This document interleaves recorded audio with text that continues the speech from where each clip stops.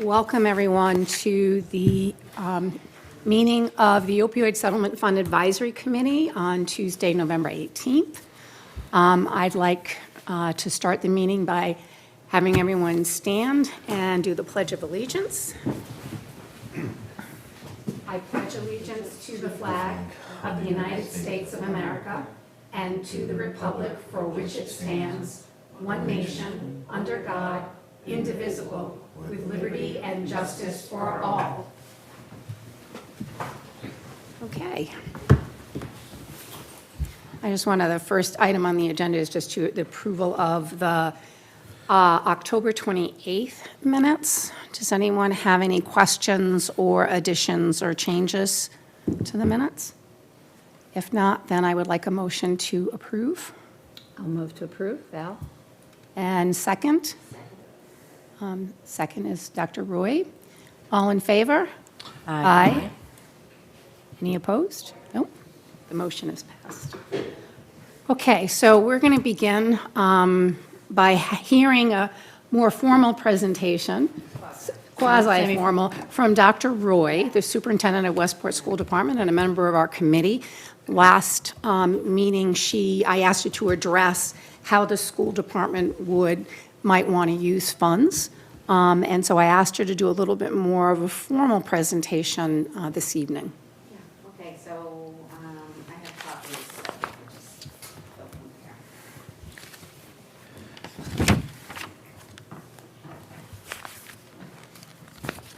So what I thought I needed to do before I just told you what I wanted, right, what we thought we wanted, was to just do a little bit of conversation about what's happening in schools. And it's also a bit of my journey and the work that I've done in the past for kids with trauma. So that first slide that you see, I just, simply pulled a couple of quotes about understanding the relationship between trauma and substance abuse for children, right?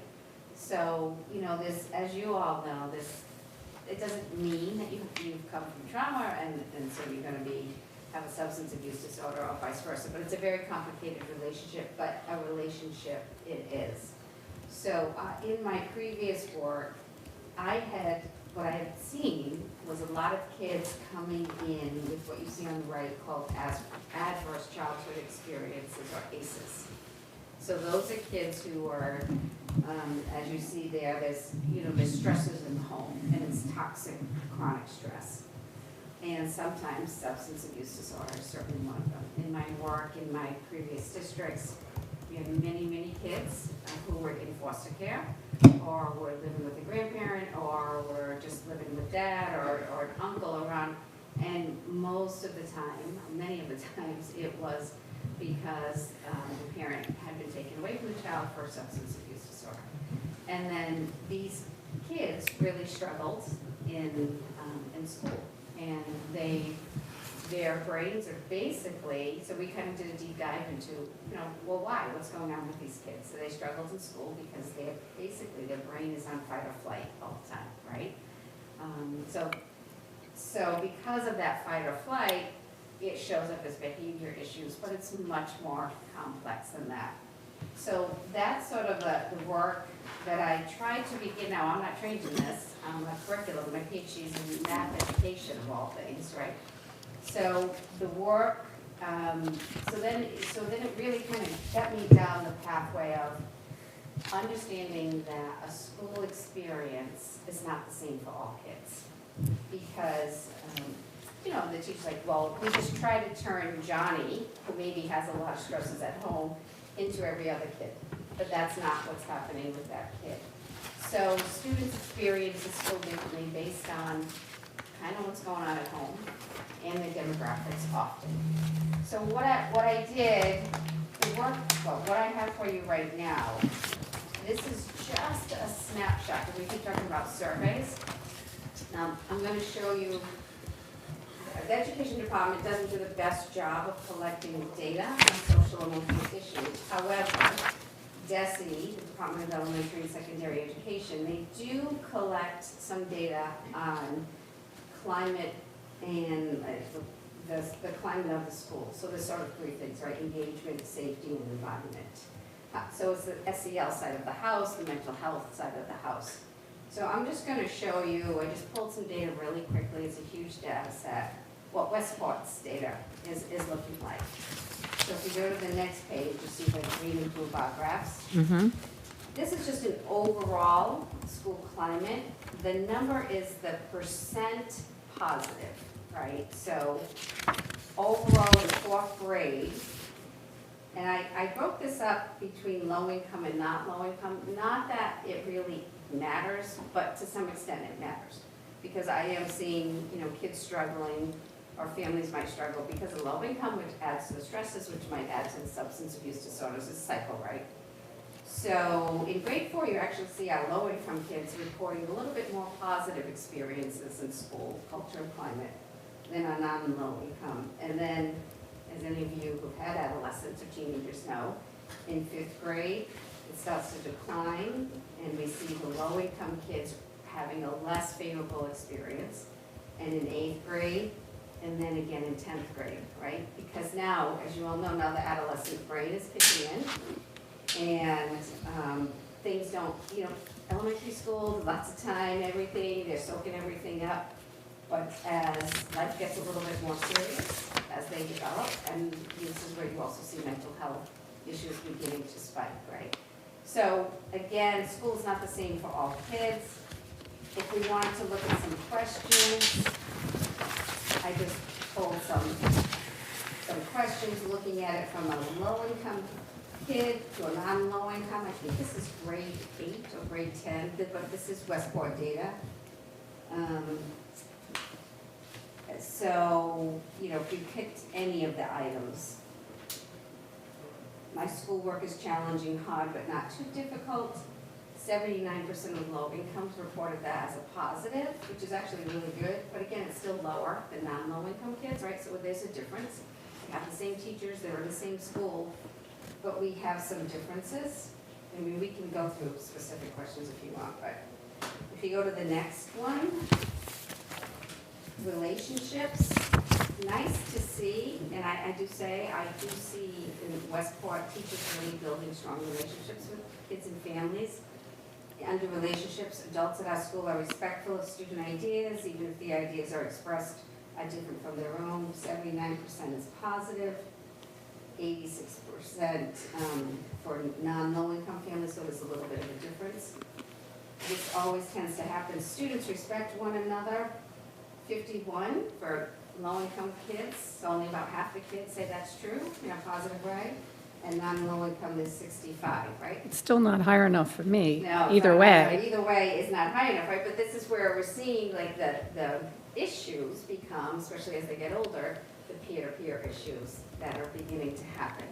And, that whole peer influence and that adolescent brain around social peer influence starts to go on fire. Again, there's a couple of sections on mental health. If I need help with my emotions, feelings, 75% they could say there's some support for low income, but there is 25% out there that we're missing, right? There are some kids who are not feeling in the low income group that they have that trusted adult. And then in the non-low income, there's 88%. Okay, so I'm going to just stop on those questions. This is actually Westport data from last year. Okay. So any questions on that survey? And how is that survey done? Yeah, it's right after MCAS. So when the kids have to take MCAS, they also are given this survey to take. So the state collects it, just like they collect MCAS data, and they have a portal where it can No more collect it. MCAS though, right? There is MCAS. Okay. Yes. So 5th and 8th graders still, everybody still has to take MCAS. Everyone, 3 Okay. through 10, it's just that for 10th grade, it's no longer counting for graduation. So but you still have to take it. So anyway, so this is where they do this survey, they do it statewide. So any questions on that, yeah. Not exactly a question, I just want to, emphasize what you're pointing out about, basically being lower income is a form of ACE, in a sense, Yeah. in itself. But that the difference around thinking students respect one another, teachers are available when I need them, effective help for mental health is available at my school. I was just struck by those in particular, how much Yeah. lower they are for low-income kids. Right, it's the Students. same school, right, I go to school and, the same staff but different experiences. And so who are these kids that we're missing? And I think sometimes as school folks, we want everybody to be just like the kids who are doing just fine. And so anybody else who isn't doing just fine, it's gotta be the kid's fault, so we're gonna change the kid, and not understanding the complexity of what's going on in that kid's life, and how we deal with that, right? So this is now going back to my previous work, so that back in the beginning, as educators, we're not trained in trauma. We don't know anything about trauma. We don't know about the brain and fight or flight. But the work that I had done in the past, because I was worried about these kids that we're talking about, what's going on with these kids, and it wasn't just that the parents don't care, right, all those myths, oh, it's the parents' fault. I started to not just dive into the research based on trauma, but I brought it to my teachers. So in my 2 schools in New Bedford and Boston, we did do trauma training of teachers so that teachers understood what they were seeing. And right here, I just have a couple of resources. This is Bruce Perry's work from the Child Trauma Academy, where we understand what the behavior is really doing. The next one is Think Kids, Collaborative Problem Solving, that's coming out of National Hospital. And the next one, again, that's a little bit more Think Kids, where we're training teachers, not just student adjustment counselors, but all teachers, all staff, to understand trauma-informed approaches. And that can be not just when there's a big blowout, but understanding even on the fly that we need to regulate, relate, then reason, versus what was happening in classroom, where you just basically my way or the highway, and if a kid is dysregulated, that doesn't always work. But the kids that I'm talking about today, yeah, they were more likely to be dysregulated because of the ACEs and the challenges that were going on, and because their bodies are fight or flight. So, with all of that, I had created on the last sheet, these are just positions that I had created to help me address that. This is not my proposal for Westport. I have to go in front of the school committee for a proposal.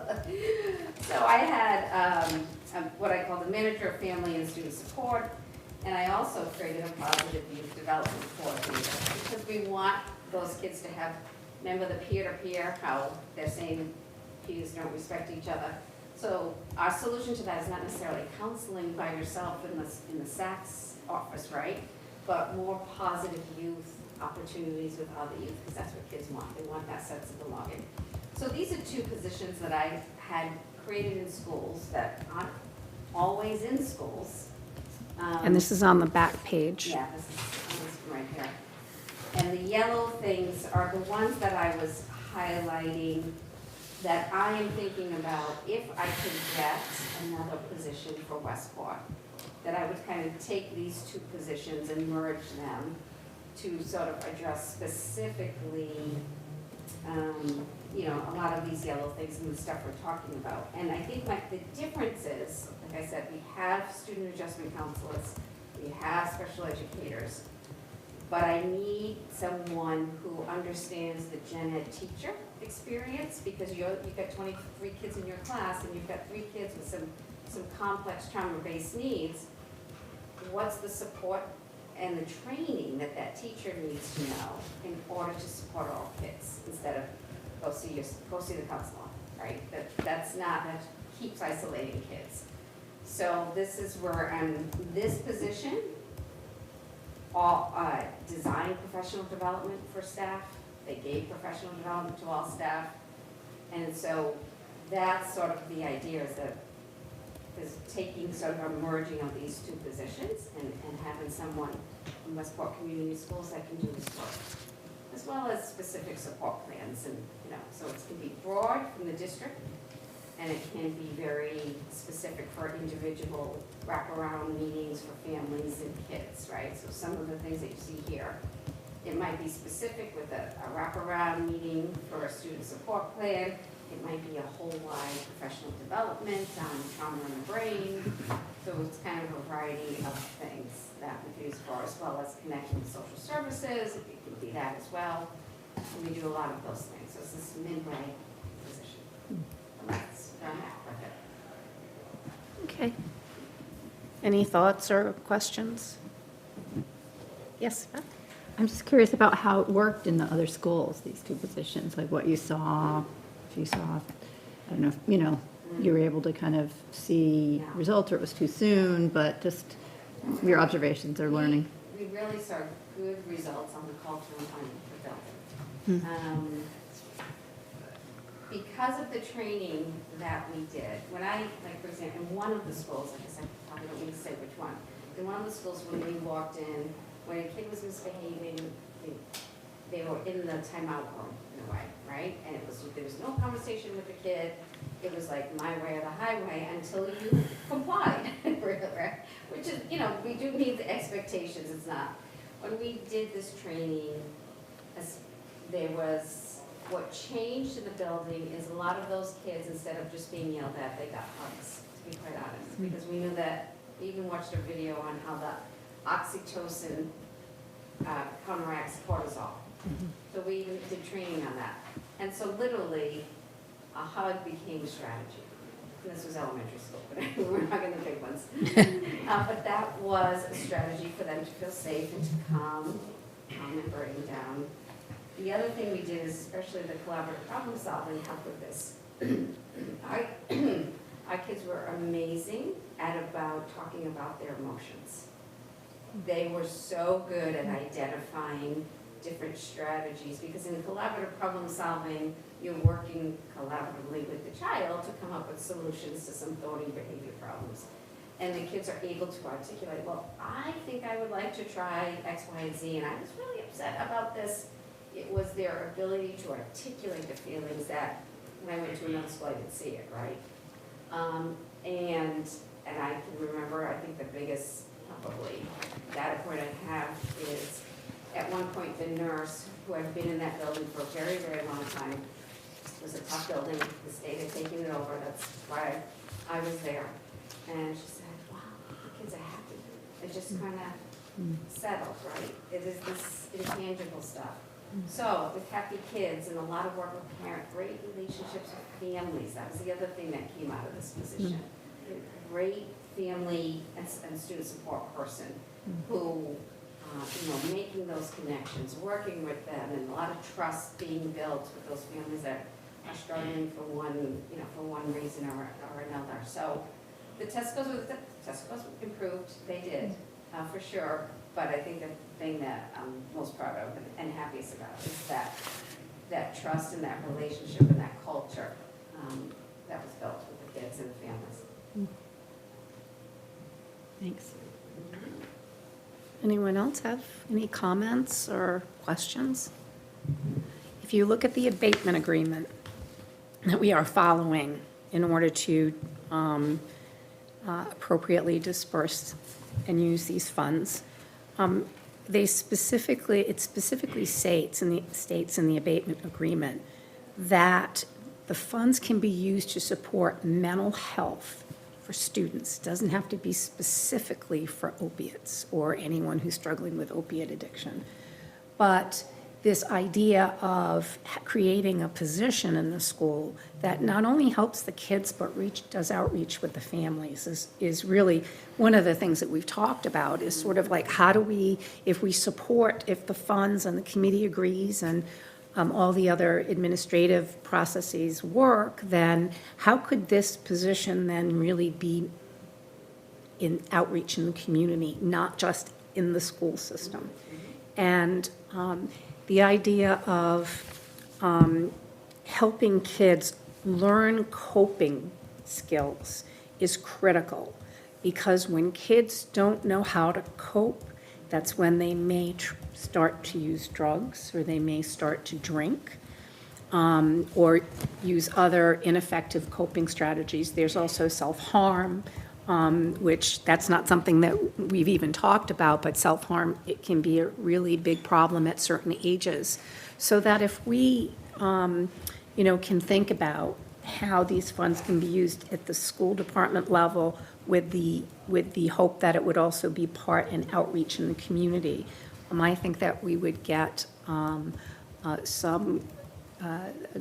it would be well worth the investment of the funds if we're able to do that.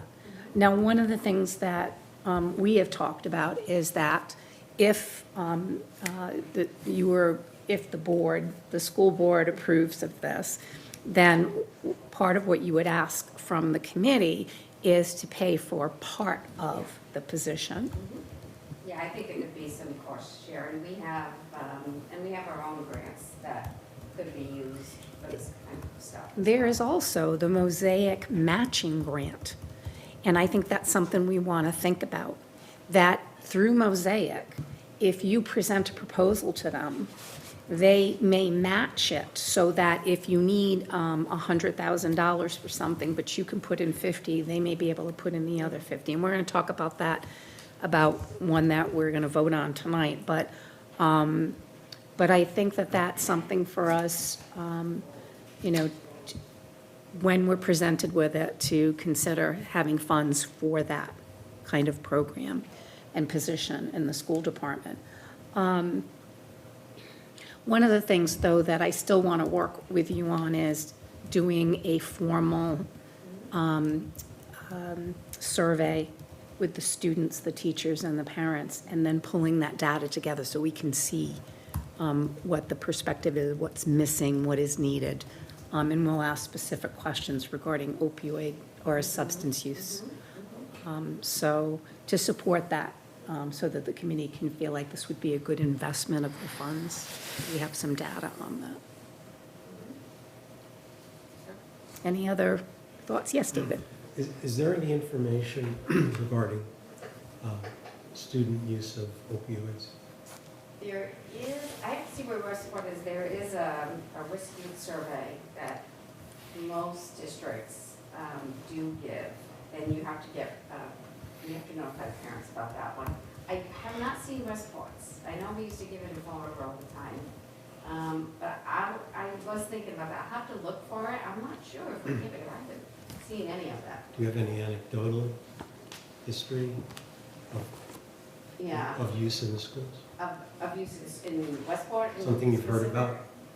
I really can't remember the numbers, but of course, we know, right, that teenagers are, I know what I see right now. We're seeing a lot of vaping, that's for sure. That's a big one right now. The drinking is still there. Hearing, this crazy things, how it's just drinking is so acceptable. And I think we have a couple of students that we were worried about with more severe substance abuse needs. In order to make an informed decision, I'd like to see some kind of information regarding opioid use in Yeah. the school. Right, sure, we can, I know you wanted to work on that survey. I can also see if the youth risk survey is there, if Westport's given that in the past. Right. Or if there've been any Narcan incidents. They don't have it in the school, right? Yeah. Yeah, and that's one of the things that, No Narcan. yeah, and so that's one of the things that I broached the subject about is doing something with Stephanie Barboza, who spoke to us about teaching about how to use Narcan in the school to students and to teachers, and then to place Narcan in the school. Where it would be placed would have to be someplace that kids would feel comfortable taking it and not somebody seeing them take it. So that's one of the things that is sort of, an idea. Providing the education. Before you just put it in there, you need to bring it to the attention, have some education around it, and then then place it, so. And That could be there's- focused with your group, right, your position. What's that, sir? That Narcan placement could go through your It could be, position. Absolutely, that would Right. be, but look, I just want to back up and just, because there's sort of kinds of data that we're looking at, right? So one is, what are our adolescents using right now? I think I said substance, period, not just opiate. Yeah. Right, and substance, right. Yes. But the other piece of it is, and I can tell you that we have about 40 kids that are either in foster care or considered McKinney-Vento or homeless.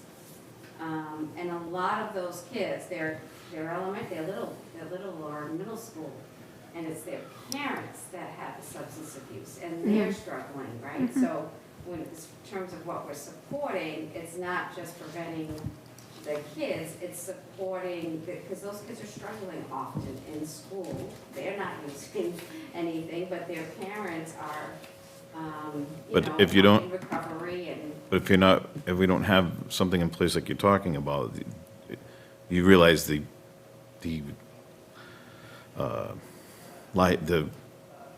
I don't know, the odds is stacked against that child not to be an abuser. They're going to follow that trend. Right. And so we're trying to really Prevention. support them through. Right, they're gonna go down the same road, because it's a coping mechanism. Right. It- Right, well, I'm saying, what we see when they're little in school, we see Right. behavior issues, right? So just. Yeah, I getting think them to you're be on the- successful yeah. Is how we're Okay. trying to support them through that. And their family, I spoke with the mom the other day, and, yeah, she admitted, and, that she's in recovery, and her child's struggling, and, so it's sort of two pieces of data that we would probably need to collect. And then I know from working with the adjustment counselors on another presentation, I mean, they presented data on, I could probably find it in my computer, but they presented data about how many kids were currently in treatment and some hospitalized for mental health issues, not specifically for substance use, but for mental health issues. And so, there is some information, but I want to stress again that the abatement agreement allows for more flexibility when we're dealing with kids. It doesn't have to be specifically substance use. We want to address that. We want to, foster education around that and hopefully prevention and risk reduction. But we have more flexibility. And I encourage everybody to look at the abatement agreement again and go through that section on kids. What's Because the definition of children, under 18, or? it's for children, it's for any kids. If you look in the abatement agreement, there is a section that talks about what can be done specifically for kids. And it's much more flexible than for adults when we need to look specifically at substance use disorder. So, there certainly is, one of the ideas is that if we're able to provide a person who is going to be sort of the resource person who organizes the education and outreach, that person would also work with whoever's in the school system to create stuff, whether it's education in the community, but it would be twofold. And so anyway, but we're not making a decision tonight, but I asked Dr. Roy to present it so we could be thinking about that, because last time we met, there was a suggestion of developing some kind of a budget to look at if we were going to spend funds and how much we would spend. And so that's one of the things that, we need to address. If we have, I think it's $325,000 currently, and if we begin to provide funds in 2026, because we obviously can't do it this year, then we want to look at how long can we support, we'll be able to support these kinds of programs with the money that we have, and whether or not Mosaic would be able to provide some more additional support. So we need to, talk about that. But I'm glad that you presented this, because it is encouraging me more to work with you on, getting the data, that you're not doing that on your own, and that we have some questions. If there are questions that you all think would be helpful to ask in a survey, to send those to me, and then I can begin to work on developing a survey with Dr. Roy. Any questions that you can think of that you think would be helpful, if it's geared toward the students or to the parents. And then we have to stress that everything is confidential. We're not getting any specific names on any of the information that people are providing. I also wanted to point out, since we're talking about kids, there's a National Alliance for Drug Endangered Children. And so this is a resource. And another one is the Overdose Lifeline, which is really focusing on, this particular one is focusing on kids. So that there's some resources to help, but that may be incorporated into whatever the position would be and how they would work with these agencies. Okay, so is there anything else about this that we need to talk about? Okay. All right, so next is the member updates and reports, and Detective Donovan, you're on. All right, so I reached out to the sheriff's department, and they weren't able to give me a lot of information based upon HIPAA violations and all these different things, but they currently have 7 residents from Westport incarcerated in their facilities with substance abuse issues. So the number is 7 for us. 7, are they incarcerated for drug-related? I couldn't get that information, but they do, so there's 7 people that live in Westport, or are from Westport, incarcerated in the Bristol County Sheriff's Department facilities with substance abuse issues. They were not able to give me anything With else. substance. Yep. So there may Yep, be with more substance abuse issues. inmates from Westport, but those are the ones identified with substance use Correct. disorder. Yeah. Yep. And you know, that whether it's substance use related incarceration's really not relevant for what we're looking at, is how do we help Right. them while they're incarcerated or when they are discharged or they're released. Because we know that if people don't have good support when they are finished with their time, that could lead them to continue to use and relapse, so. And there are, I know, there is a huge issue inside the prisons right now with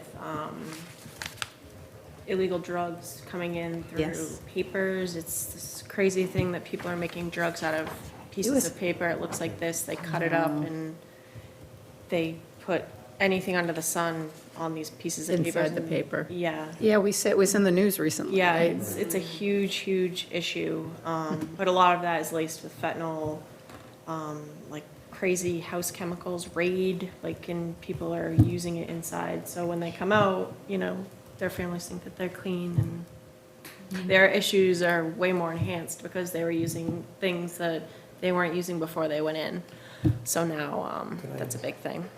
When people are incarcerated under the sheriff, they're in jail, right? Yep. They're not in prison. So how long is the incarceration for? Well, it depends, depends what facility you're in. Some are in for extended stays, some are in, you know, until their next court date. Yeah. Some are in, it depends, it's a case-by-case basis. I can't really answer to that, I don't know the answer to that. So we don't know like how long, what the longest period you could be in under the sheriff? I mean, presumably after a certain amount of time, you get transferred to another.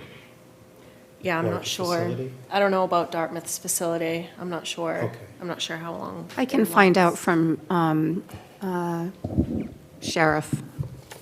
I Yeah. just don't know how it works. Yeah, we Yeah. can inquire about what happens after that, but, I feel like it would be really helpful also, because we're thinking about possibly giving a percentage, kind of based on the size of our town and how many people. I wonder, compared to Dartmouth, compared to Fall River, it'd be nice to know those numbers, so we can decide how much we think we should donate Right. to You give could to. base it on population size would be the easiest. Well, I think if we were able to get information about how many people from Westport, it seems like we could get information on other towns, Yeah, you know? I can reach Because back all we're out. looking for is a number. We're not Yeah. looking for any detail. I can reach back out. But that fluctuates. You know, I mean, we don't know that more people from Westport are going to be incarcerated at any given time, or less people are going to be incarcerated at any given time. And so I don't know that finding out all that information is that useful. For me, it's not that useful. My feeling is, if we look at the grant, and I just wanted to let everyone know again, I also have spoken again with the person who created this matching grant proposal in Attleboro, and I said, I know it's too late. He said, no, it's not too late, and to participate. And he said, he's already submitted the grant proposal to Mosaic, or to RISE. And I think RISE is part of Mosaic, but to RISE. But they're not going to review it till February. So if they've done the proposal, so if they say more communities are contributing, then that would increase the amount that RISE would match. So that we can still participate, we can still make a decision to use some of the funds, and we can use any percentage that we deem appropriate. Because I said, we're a small community. He said, if you want to do half, if you want to do less than that, but that we participate in some way, you know, it's up to the committee. And then, of course, we need to take it to the select board to get approval, but it certainly is, I think there's some flexibility around it. I just wanted to get a feel from people on whether you think this is appropriate or something that we want to share in the support of. Well, we don't think we contribute. Another question. What's the total jail population?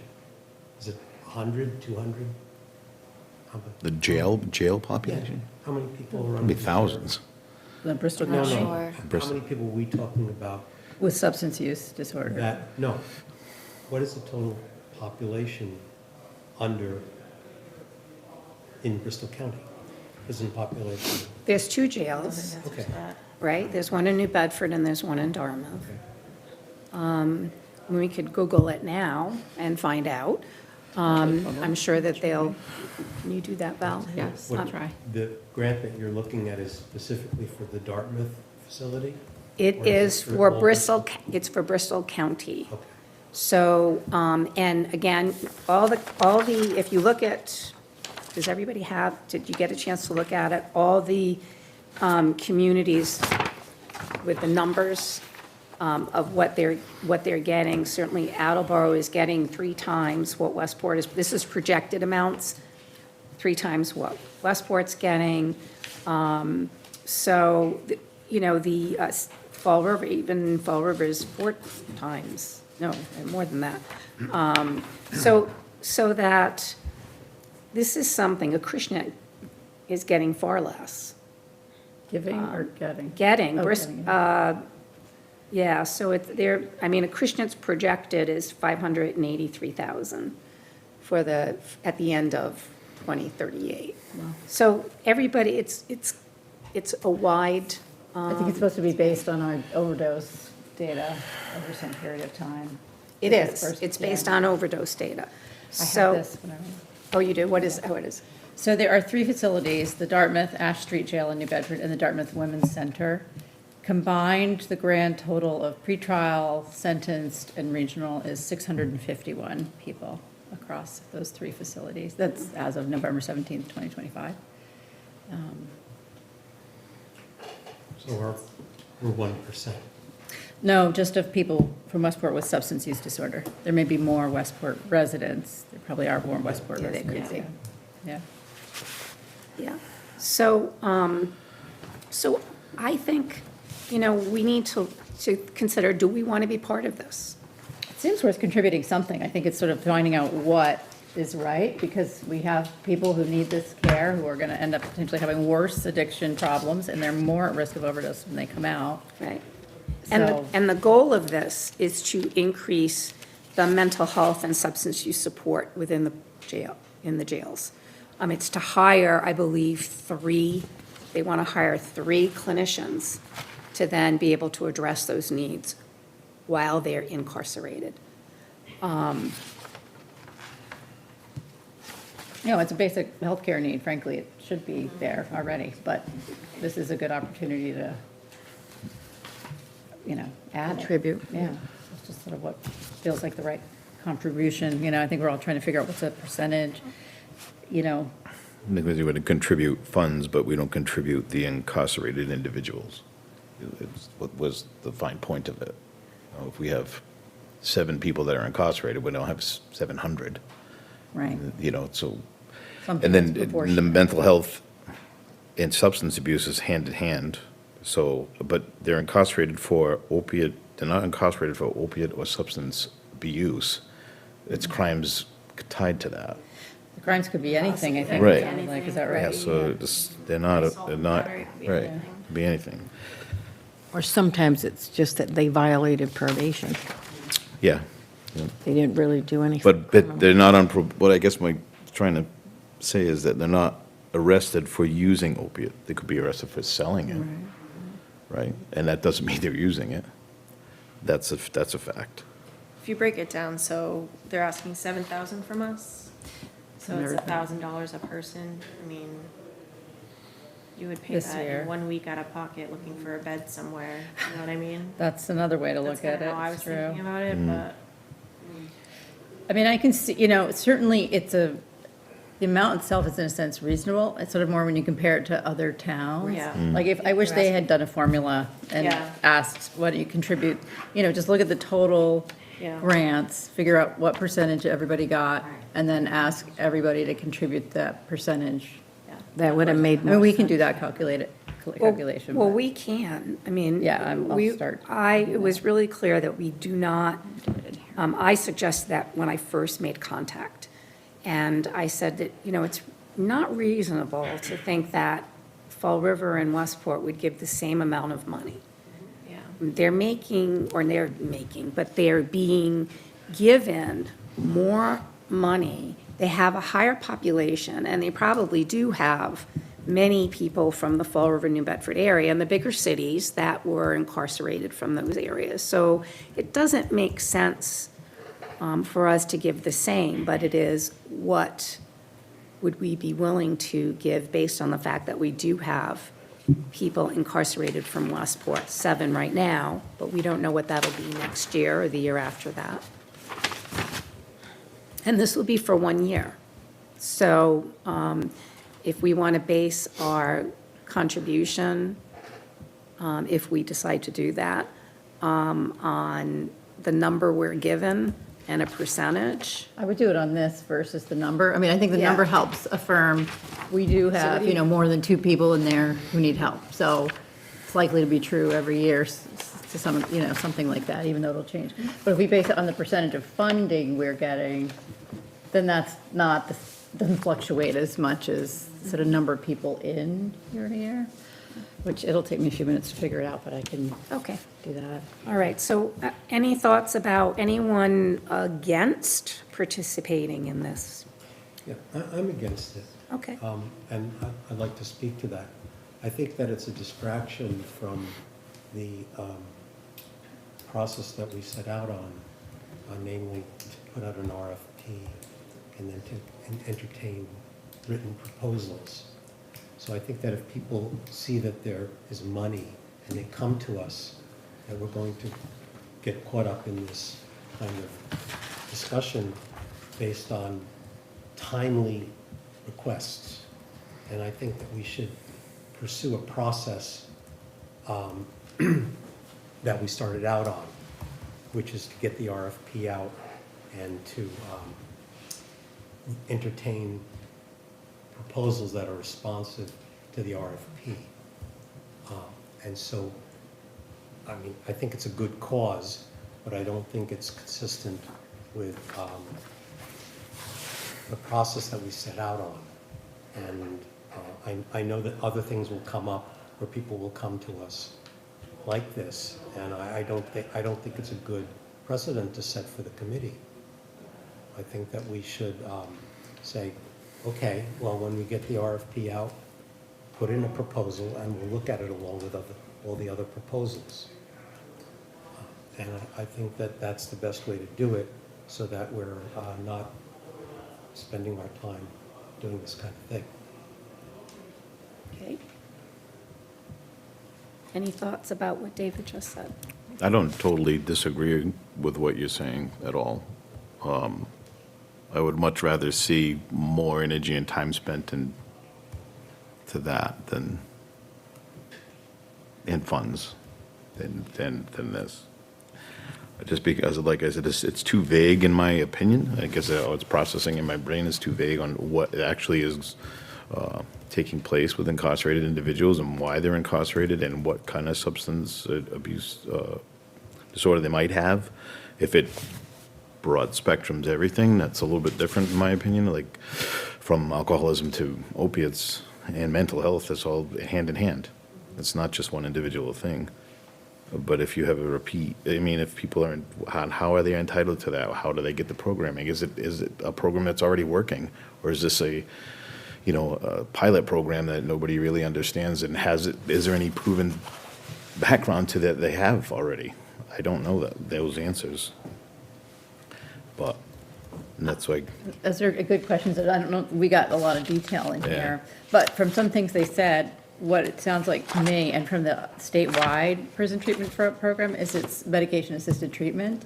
Is one of them, it says evidence-based treatment, but it doesn't, it says, yeah, it is focused on people with opioid use disorder. Yeah, and So it'll be that's who- Suboxone or, probably most likely Suboxone or other medication-assisted treatment. I actually have a lot of experience working in correctional healthcare.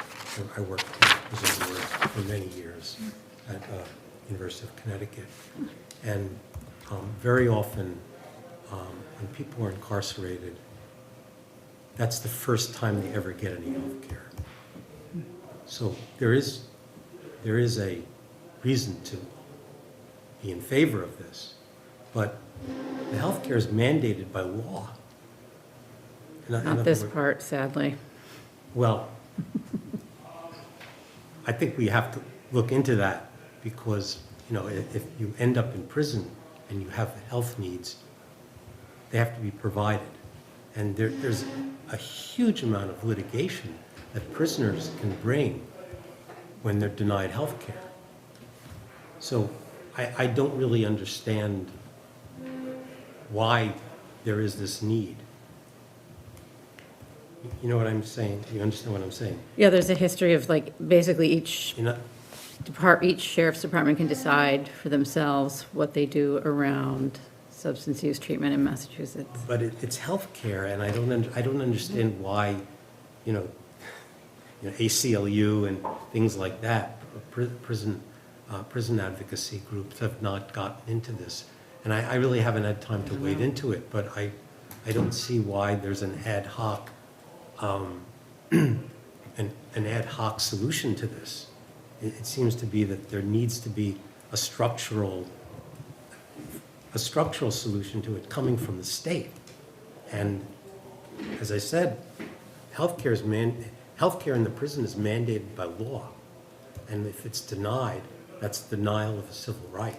I don't know if they're denying anything. I just don't know if they have enough people to manage the numbers. Well, I believe that is the issue, is to have more staff available to meet the needs, and funding has been an issue. So, I will say this is Attleboro that put this together, right? yeah. So to just put some validity to Attleboro, is I went to a disaster drill meeting there as part of Most recent, yeah. did you go to it? No, but I couldn't, but I was planning on it. It was very good. And they hired a firm that came in and challenged each department, from the school department all the way to the maintenance department, through the police, fire, and EMS, and presented it with challenges in areas that, with active shooter or disaster, and how would they approach it. And we were there as part of the SISM team, but it was quite impressive how much time and energy and money that they invested in just this presentation. So I guess the validity of what they're doing is there, because it's got to be the same individuals, or they're close to, that are doing it. But again, I think I'm kind of on the same, that I think that's a lot to ask for such a small community of ours. So I have the percentage, if we want that. It looks like our percentage of funding is 2% of the total.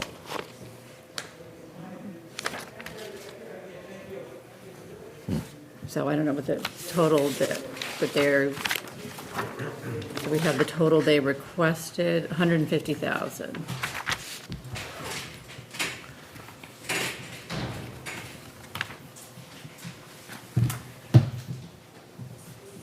Would be $3,000. Would be 2% of the total. 2.35% technically, so there's 3,000 something. All right, well, other thoughts about what David has said, because I think it's important that, I think David raises an excellent point.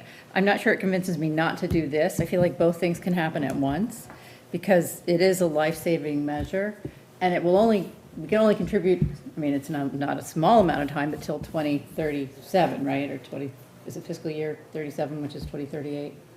But in any event, around that amount of time. It is an interesting question.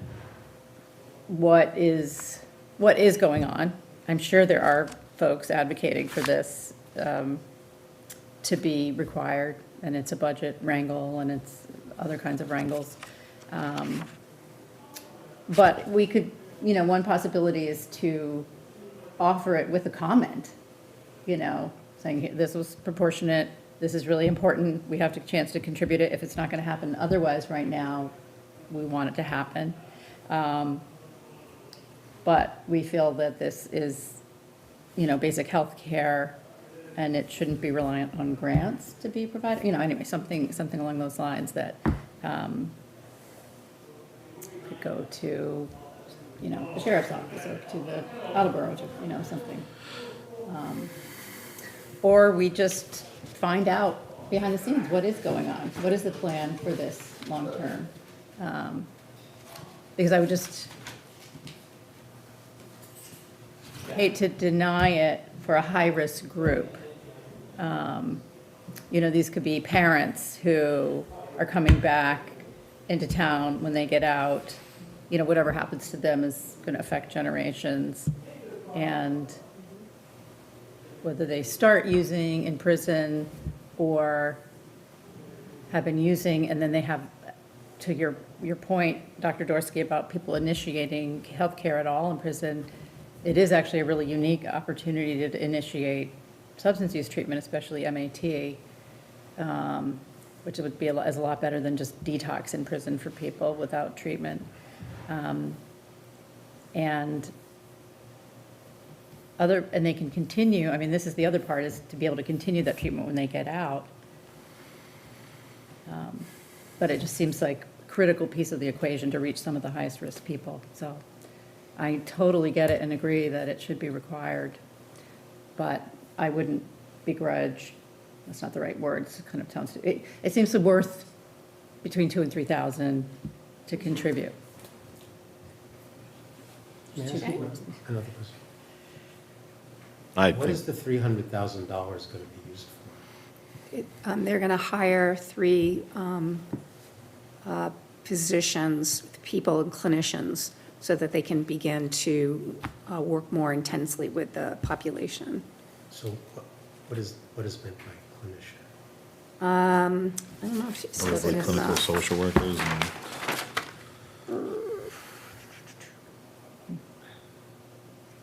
and I don't know if he I said, only have the 3 pages. Yes. yeah. it's to increase evidence-based treatment for people with opioid use disorder, so, but he told me one position in particular was funded. I don't know. I mean, we could ask him to come talk to us and answer. I some did of these ask him. questions. Oh, He can't come on Tuesdays. So, Why can't they put it in writing? You know, It must be in the full grant, don't you think? Yeah, somewhere we you know, could get it. I will, what I can do is reach out and ask him for more detail, but I need to know what the detail is that we need in order to move forward. I think you provided a good detail. I think our percentage contribution is much better than nothing, or asking for $7,000. I Well, think a and he- percentage yeah. contribution would be more tangible if I was not speaking as part of the committee, but as speaking on behalf of the population of the town. You know, was when they asked for 7,000, we went with the percentage that we could projectively provide to this. That's what we decided to do. I think it's way more tangible for a voter to obtain logically, to say, oh, that makes sense. We're doing something. Let me see if I can pull up, I had gotten a couple of things from him, and I'm blocking his name right now, but let me put in, I'm trying to, I had Dr. Dorsey's question about what kind of providers, right? You know, Right, what would it pay for, basically, in some detail. You know, the one thing that does give me pause, not for the content, I agree and support with what they're doing, is that it is addressing budgetary cuts, which I know that the abatement agreement was loath to do. I mean, it's potentially inevitable to some extent. I personally don't think it's necessarily necessary to be totally rigid about that. On the other hand, it seems pretty clear that's what it is.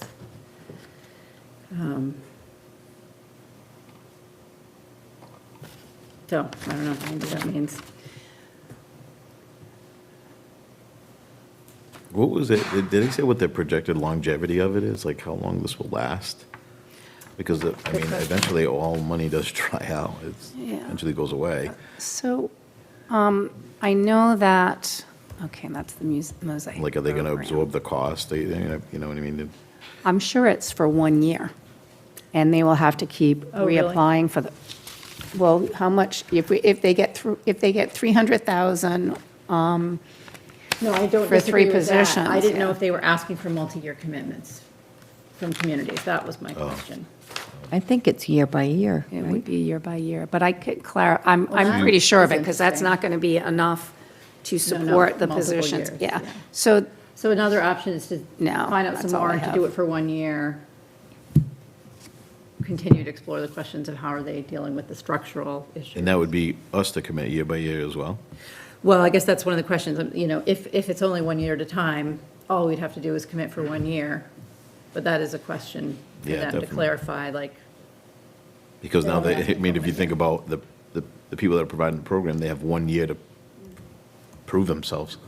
And if that doesn't happen in a year, and they don't get funding from certain communities again in the following year, because like, we don't see any result, yeah, I don't know. well, and I think that's a really good point, and I think that any offer of funds from Westport would be with a caveat to say, this is a 1-year commitment, if we were going to do this. We haven't had a motion to do anything.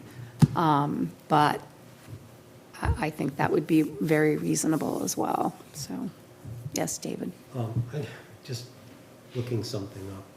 Massachusetts was the first state to mandate county jails to provide medications for OUD. So, so what happens? as I said, you know, in most states, it's mandated by law that you take care of this problem. I don't like the fact that they're coming to the people who are holding the abatement funds to backfill something that they're mandated to do. And I haven't taken a deep dive into this, but a very shallow dive yields that there's something that, it seems to be a disconnect between what the policy is and what they're doing. And I'd like to know why. And to say they're budgetary cuts, you know, we ran out of money, you have money. But this isn't coming from the sheriff's office. This It's isn't, not. no, it's coming from Attleboro is Department. addressing that this is a need. For their community, right, so they're, it's like if we asked our peers, if we identified a big need and the only way, had something to do with the sheriff's office, and we asked every other community to contribute to it, right? So Right. is it the Attleboro Opioid Settlement Fund or the Attleboro Health Department? It's the health department. Which is probably connected to And their. Attleboro doesn't have a jail or prison, correct? As far as I know, they, No, in not Bristol according County. to the. They're Part of that Bristol part of Right, but Attleboro is part of Bristol County. it's not Dartmouth asking. Right. No, no, But they and- may have a big percentage of people in, who knows why. All right. But can I just say one quick thing? Yes, I know you want to move can. along, Madam Chair. But I do agree it would be helpful to understand more context, especially like if it was 1 year, if they're asking for 1 year support while they figure out X, Y, Z, you know, it would just be helpful to, yeah, understand context. So I agree. I think that David brings up some good points. There are some questions that need to be answered before we make any kind of a commitment and whether or not we want to look at a process. I don't know that an RFP in this particular case would need to be done, but I agree that we want to hold on to a process. And the RFP is one of the ways in which we can have people apply for funds. It doesn't have to be the only way. And I say that only because if something happens within the departments in Westport requesting money, they don't necessarily have to go through the same RFP process. And that was explained to me, that does not have to happen. So, but I think that there are enough questions that need to be answered for, and I don't know if anybody was prepared to do a motion to About next do a steps? letter of intent to provide some funds for this municipal matching grant proposal that Attleboro has presented, if someone's prepared to do a motion. Otherwise, is there a motion to hold the vote and till we get more information? I want to hear from the committee on what you want to do. I'd like to make a motion to hold the vote until we get more information and get greater context to understand where that fund's going, and there's a lot of questions. Okay, do I have a second? Second. Okay. All in favor? Aye. Any opposed? It carries. Okay, so we will hold off on that until we can get further information. But I do think that one of the things we should, really talk about too is what our process is. I agree that RFPs are important, but I think that when there may be other opportunities or requests from other municipalities to combine funds in order to make something happen. And that's encouraged. It's encouraged. So I don't want to dismiss that. If that happens and someone presents their proposal to us, do we want them to go through the entire RFP process? Or do we want them to come and present their proposal and move from there? And again, our hands are tied until we have administrative stuff worked out on how we can proceed. But I think it's a great question, and I'm actually glad that this came up to us, because this is something for us to think about, Are we going to have people fill out the entire RFP process if they have presented a proposal? How, and if it's something that's in-house and within our own community, how do we proceed with that so we still get information, but they don't have to do the entire RFP process? Because that was brought to my attention, that if it's in-house, it doesn't have to go that way. Okay. So we'll move on to the next thing on the agenda then. Or updates. Any other updates or reports? Did anybody do any homework or find out any information that they want to share with the committee? I had talked to Dana Stewart, who's the head of the Recreation Department, and I asked her, about her summer camp programs and things, and we talked a little bit, and she did say that it might be something that would be very helpful if we possibly could supply like a grant, just some money for them to have scholarships for the kids that can't afford to do the camps, because they do have to pay. So, I just think that there's a lot of ways we can spend the money right in our town for prevention, education, definitely reaching, kind of focusing on the kids, and the families that need to be educated that are struggling, and they need resources and things like that. But, these are things I think would probably be important to start thinking ahead, that we want to save some of the money for these kind of programs for the town, for the children. There's a lot of kids in single-parent homes, and those families can't afford to offer these programs for the kids in the summer. And a lot of them are home alone, there's no parent there, and I think the camps would be really good. And she already has camps available, it's just that she thinks it would be good for some of the families that can't afford it, that there's scholarships available here in town for them. So, and that's all I have for today. Rob? Well, we talked about the safe station last, that's mostly police, the police station. So I went through Tiverton and Little Compton and then Dartmouth.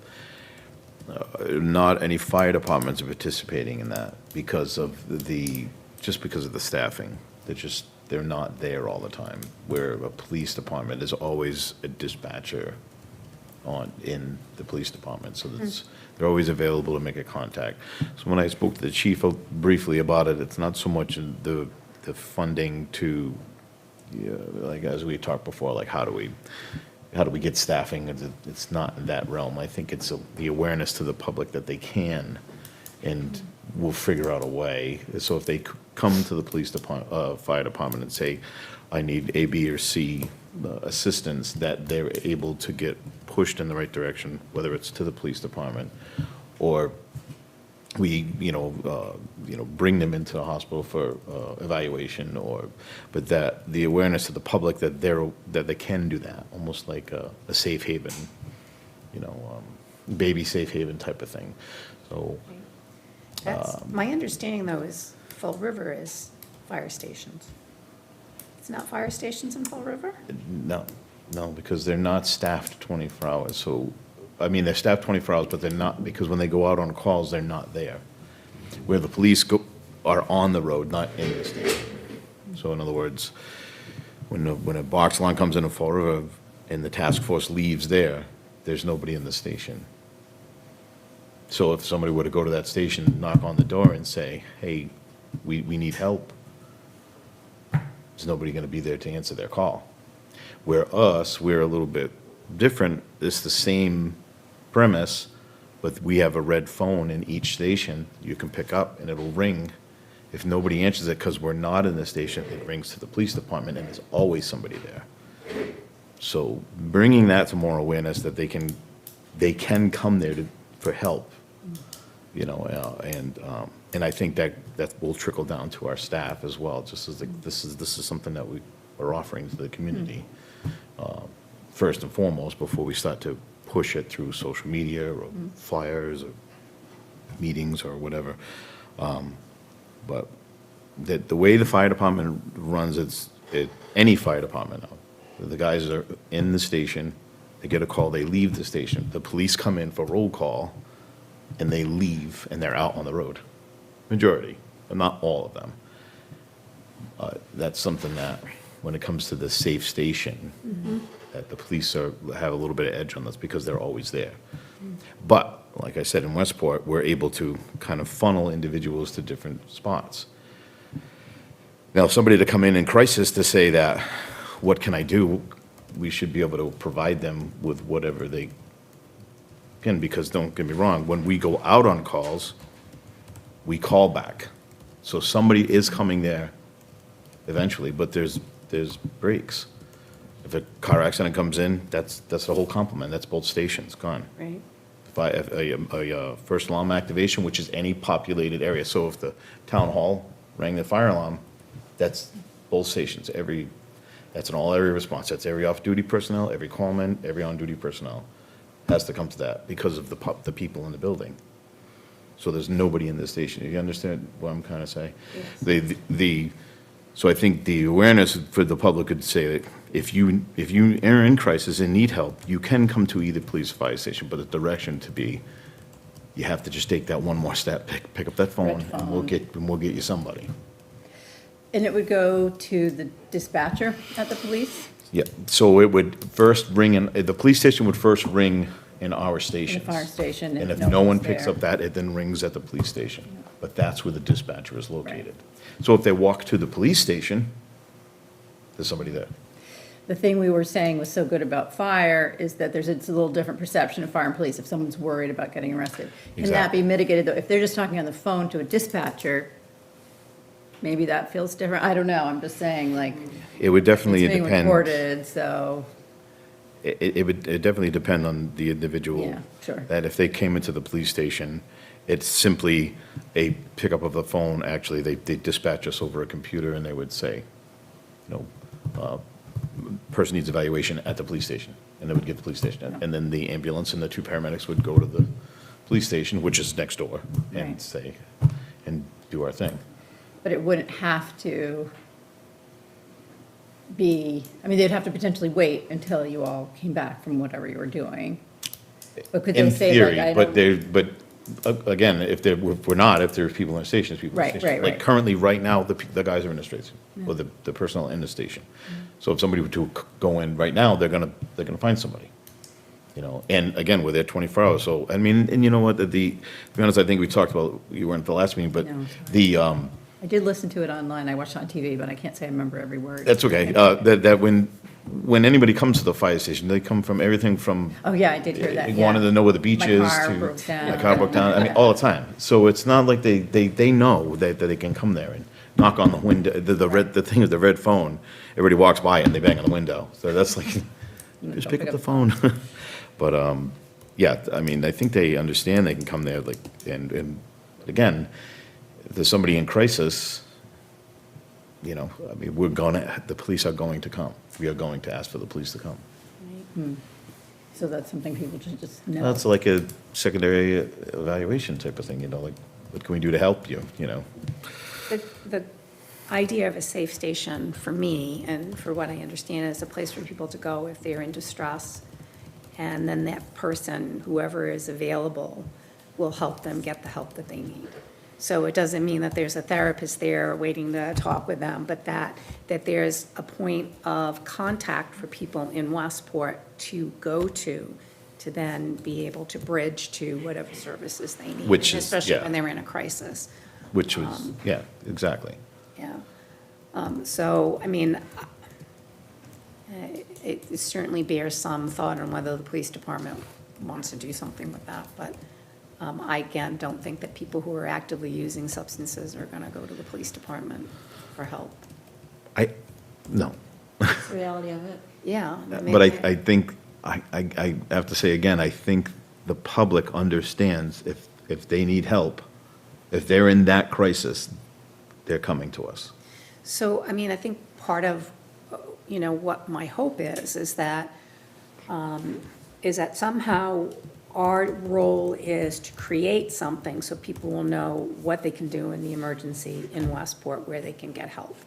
Right. And part of that is in education, and part of that is in creating some safe space, which my hope is if we have somebody who's responsible for doing this stuff, will help create that and communicate it in the community. Like if we have someone who's going to be in a position to manage the outreach and education in town.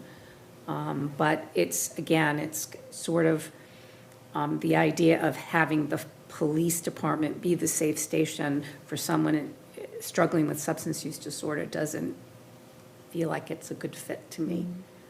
Although I appreciate that the police may be out, but people don't know that, and they might think. Well, that's where you come to education.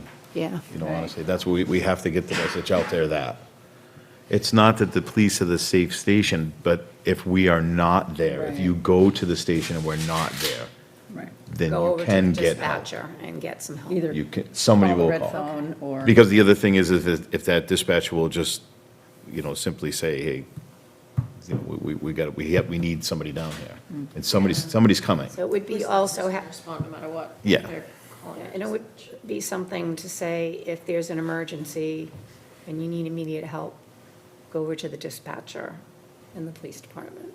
Like, it would be some way to communicate that or have something written there so that people would know if they did go. If we create something like this and then we start letting people in the community know, whether it's through community access TV, whether it's through postings, whether it's at having the select board keep restating to people at the beginning of the meeting, and we just want everybody to be aware there, don't forget there's a safe station. Library, social media. Yeah, so, I mean, you know, but I think that's one of the things we have to iron out, is sort of what would, I guess my point is, I don't really think there's a need for funding yet in Okay. that. Like, we're not, there's other funding that fire or EMS would have specific things that we would need, that we're working on presenting to the board, but not that. I think we can handle that through social media, you know, with our own way. I don't think there's a need for a fund in that sense. okay. You I know, do have a proposal, though, because this has come up several times, and even though we don't have new things to add, maybe it is useful to pull, you know, sort of the two of you together, and I don't know if there's a school-related component, and just put together like 5 points, almost like a sort of flow chart, but really 5 points that we can collectively use to message, sort of like Westport families and individuals in crisis. Like, you know, it's not the ideal system, we're not there yet, but just sort of like what right now is available. You know, even knowing about the post-overdose program. And we could include also some of the things we've learned about with FAST and, you know, what's in Westport, what to do, who to call, but also some additional resources. Just pulling that together. We could put it on our webpage. We could all have something to share, you know. I like that idea. I think it's kind of hard to put this into words. When you approach any bridge in Massachusetts, what do you see? So I think that's what the point is, you know, so if you're coming down the road, maybe there should be some signage that says, Yeah. police and fire station and safe station is Right. here, Right, before you make that final commitment. right, Because that's really what you're talking about, that, you know, Crisis. we don't want them to go that step. How many times people come and say, do you know what the police station is? Yeah, fourth light, take a right. It's the big building on the right, or fire, you know. I don't know if there is signage. Maybe something like you said, maybe safe stations are are at these exits off of 88 in Westport. I appreciate that there is no place that people can go in a crisis in Westport. They have to go outside of Westport unless they call 911 or 988, I guess. But, and I think that's, like, when I think of sort of a structure of a system, is that you have a central place where you can get information and get help, and then there's the different parts of the town, like the community at large, the school department, even the employees, that everybody knows where they can go and where they can get information, and that a lot of it's going to, you know, we have to establish where that is, so that then we can then work on the hubs too from that. But anyway, that's more stuff for us to think about, but I like the idea that Val is saying, that maybe if we have some messaging, like what is it that you would want to say in something, and once we start posting things around town, what are the 5 messages that we want to relay in a posting?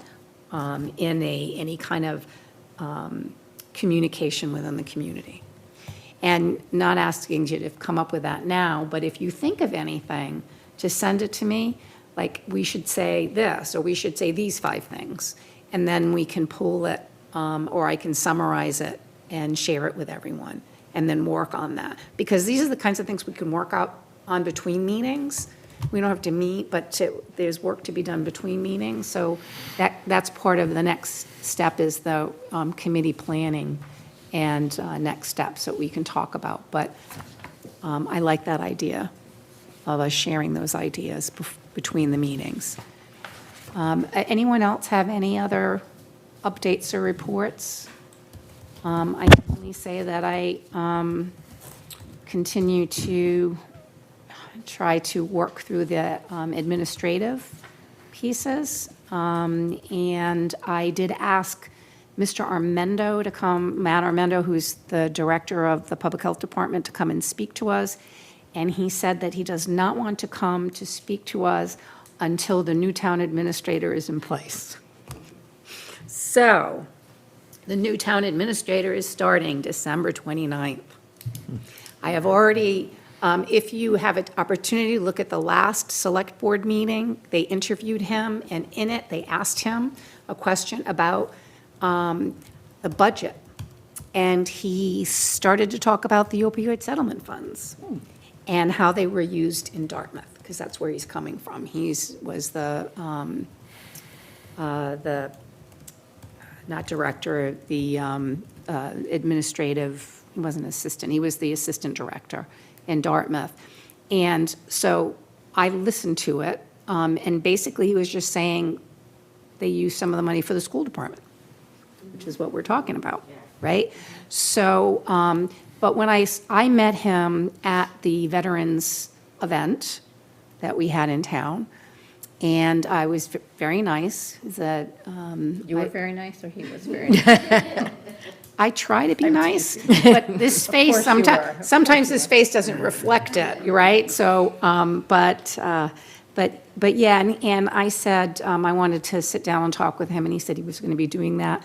Matt Armendo is going to be meeting with him, as all department heads will be meeting with him, and he will discuss with him about the Board of Health's idea about how to proceed. I'm going to try to meet with him as well, and then hopefully we'll be able to advise the select board about what we as a committee think should happen. So, but Mr. Armendo, and I've already talked about some of the ideas, that if the funds get transferred and the sole responsibility becomes the Board of Health, then Olive would be the person who's going to do all the outreach, the education, and she would be spearheading everything. And for those of you who haven't met Olive Wachurski, Olive is the person who made this happen. She's the one who said, what's happening to this money, and are we making sure it's going to the right places? And she encouraged me, and the two of us presented ourselves to the select board, and thus this committee was created. So it would be in good hands with her. But anyway, that's the plan, is that, and the Department of Public Health did say they expect that every municipality is going to have to hire somebody to move things along. And so that's not something that they're against. We just have to think about how we want to do that and how much of the resource we want to expend on that, because I know that's a concern of David's. Yeah. Question,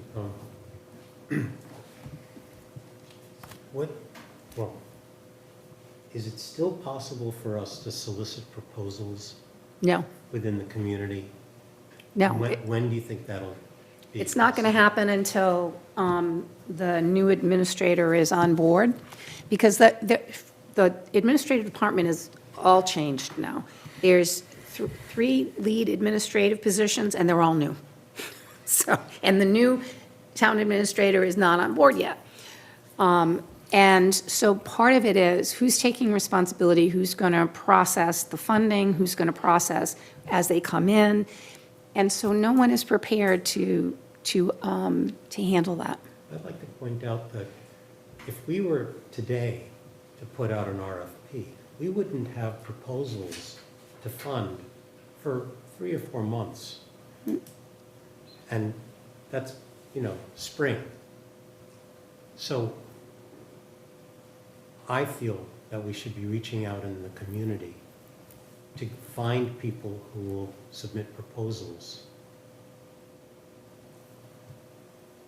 to use the money.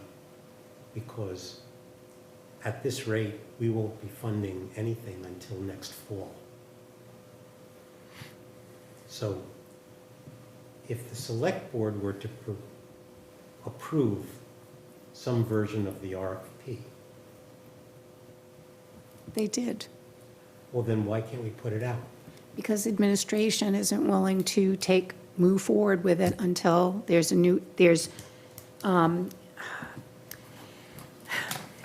way things are handled, there is this process that they go through where the town administrator has to submit all the proposals, they have to get processed, and there has to be a receiving agency or a receiving person. Like, who's it going to get submitted to? It gets submitted to the town administrator? I'm sorry, the RFP? Yes. When RFPs come in, where does it go? Who's it supposed to review it, other than us? Where does it go in the town? Are you talking about the proposals or the RFP? Both. If the RFP goes out, somebody has to manage the RFP going out. It's not something that we do, it's something that the administration does. It has to get, how does it work, Bob, when a proposal comes in? Bob is he's the person who knows more about this than I Point do. of information on this, our RFPs are not governed by 30B. So my understanding is that they don't have to undergo any formal review as long as the select board approves it. They're not subject to 30B restrictions. So they don't have to go through the full vetting process. And Craig would know, but I would think that we can circumvent the bottleneck of the lack of an administrator so that we could move this forward. Because frankly, it's going on a year since the committee was constituted, and we're really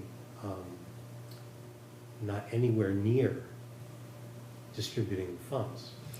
We're ready on our end, but yeah, we run into a bottleneck, as you said. Yeah, yeah, and I think that we should look into ways to circumvent the bottleneck.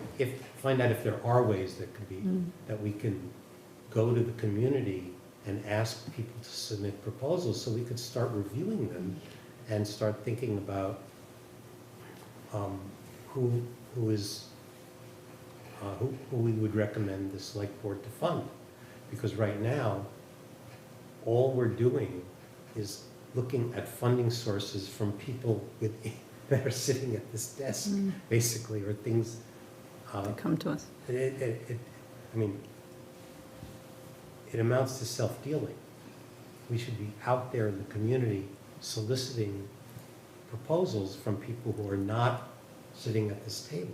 So then so when a proposal is created, where does it go? What happens, Bob? Does it get put in the system? An I'm sorry, RFP, point of- an RFP. Town administrator has to approve that being done, unless the select board tells them otherwise. But the process also allows, you have to have a designee available to answer questions from potential applicants, supervise the submission process, and to supervise the evaluation process, no matter. A town employee. Yeah, but then I think the problem is the town administrator isn't willing to take on that task right now. Staff probably can't. Okay, thank you, Bob, for clarifying that. But if you want to solicit somebody, you solicit town departments because they're exempt from that process. I see, yeah. Quickly. Yeah. The only thing I would say for the record is I think, I mean, we have been talking to people along the way, so we have kind of tentacles out to a lot of potential grantees, just to dispel the kind of sense of self-dealing, and I think from the beginning, we've been interested in supporting schools or, things that are worthwhile and meet our criteria in town. That being said, I agree, we want to get the full picture on the table to look at. So, I know, we're doing everything we can, we're in a I'm bind. surprised I still have hair left. Hair. What can we move forward, maybe, is Well, and maybe it's this messaging about what people can do in crisis now. I know there's some surveying to be done at the schools. right. I have to go forward with STAR on the, survey of people with lived experience, so that process has been on ice. Yep. So, I think there are things that can move forward. I suppose, I don't know if that's kosher or not, we could to informally share a draft RFP with all the people who have come to present to us. Is that kosher? And just say, even just say what the situation is? I don't know. I don't think that's right. I don't think we should do that, because that's Okay. circumventing the process. Yeah, I'm just trying to find workarounds because we don't have an What open process. I would recommend, or what I'd like to see happen, is that the chair or a designee go to the select board and ask them what they would allow us to do. If the select board says that we can post our RFP, then we can post our RFP. But then somebody has to post it, and somebody has to manage that process. And there isn't anybody in administration willing to do that right now. I don't think that I think that we on the committee could do that work. I don't know. It sounds like a town employee has to do it. Why? Why can't Probably we- because of the legal requirements of fairness, so that, That's that- 30B. based on what Bob said. That's 30B. 30B statute, and we're not subject to that.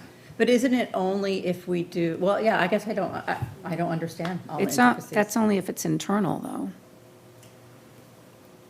So we're only not subject to 30B if we're funding the Internal, schools or. yeah.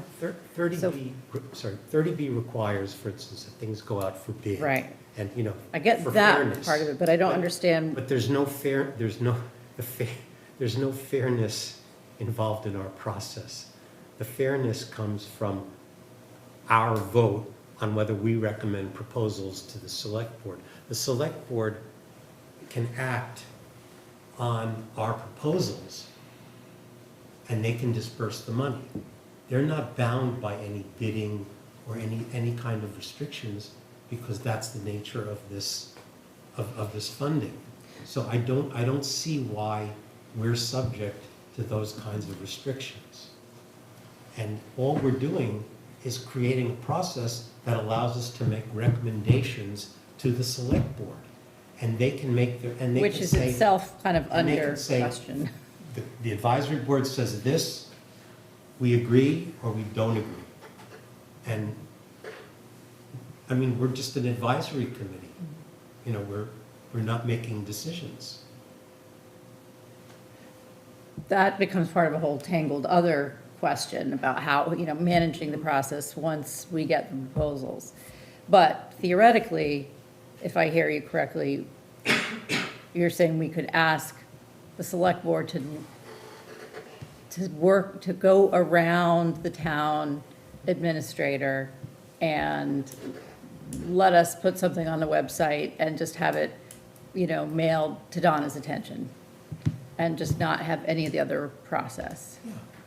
I I don't mean, know if that's I kosher or think- not. I think we could, if we post the RFP to the public, people will read it, they'll create proposals, they'll send them to us, they're electronic.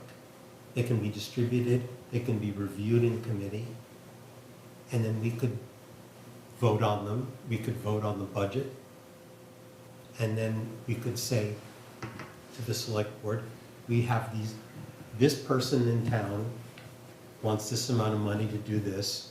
We've reviewed it, we think it's a good idea. Do you approve, will you give them the money or not? And then it's up to them to disperse the funds, and then it's tied up with the administration. But that's 4 months from now. I mean, if we did that today, we wouldn't be there for at least 4 months.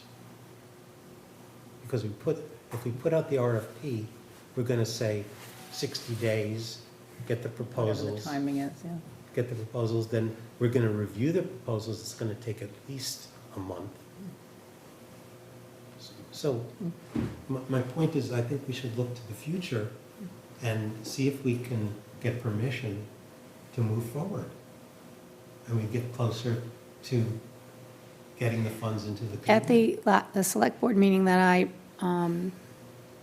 I spoke about the RFP and presented the RFP that we had, the select board said we could move forward, but it has to go through whatever decision the administrator and the Board of Health make.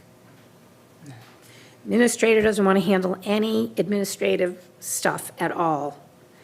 Board of Health won't handle any any management without full control of what happens with the funds, meaning that they don't want to have to go to the select board and say, okay, here's a program, do you approve this one? Here's a program. They want to be able to direct with the committee how the funds, it would save us a lot of time and a lot of effort, because they meet, well, anyway, it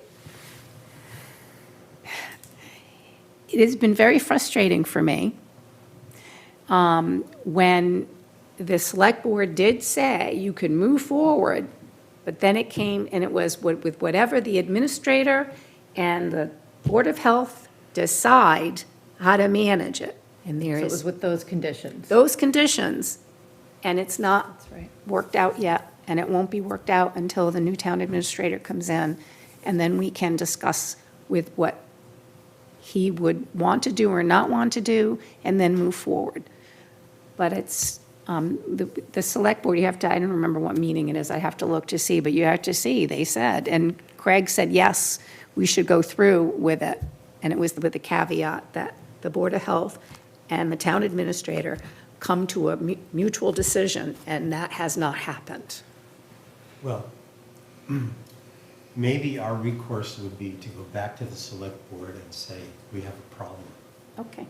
Because I think that the bottleneck that we're facing is really, it's not acceptable. But I foresee that it's going to be squared away at the beginning of 2026. I see that it's going to happen. On another month. Yes, because of, I believe that the Board of Health is prepared to go with this and work with us and get things done. They are the ones who are really motivated. They're the ones who are really wanting to help with this process. And I think that once they could work that out with the new town administrator, and then we ask the select board as an advisory committee to please give the Board of Health this responsibility and control over the funds, if that's what we decide. I'm just saying, if we decide to stay with the town administrator, then we've got to still go through the same process we're going through. But it has been really frustrating, and I think we spent a lot of time on this, and it's after 7:30.